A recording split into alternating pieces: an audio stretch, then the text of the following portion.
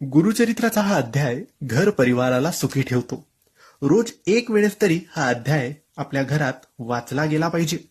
मित्रांनो, गुरुचरित्र पारायण केल्याने सर्व मनोकामना पूर्ण होतात हे तुम्ही ऐकलं असेल. गुरुचरित्राचे खूप कठीण नियम असतात. त्या नियमांचे पालन करून हे गुरुचरित्र जर आपण पूर्ण करतो तेव्हा आपली इच्छा मनोकामना पूर्ण नक्की होते.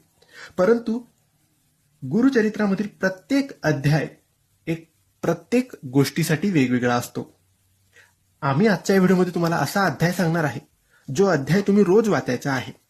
रोज सकाळी याचे वाचन करायचे, कारण हे अध्याय वाचल्याने आपल्या घरात प्रगती होते, सुख समृद्धी होते आणि आपला परिवार, आपले कुटुंब, आपलं घर सुखी राहते. सकाळी का वाचायचं?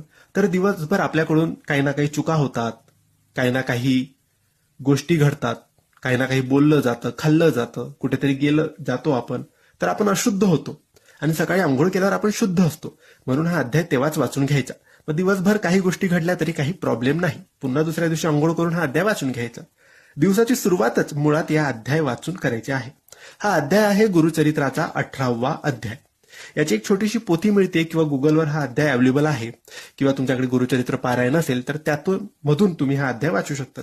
हे अध्याय वाचण्याचे कोणतेही नियम नाही, तुम्ही फक्त विश्वासाने, मनोभावाने आणि शुद्ध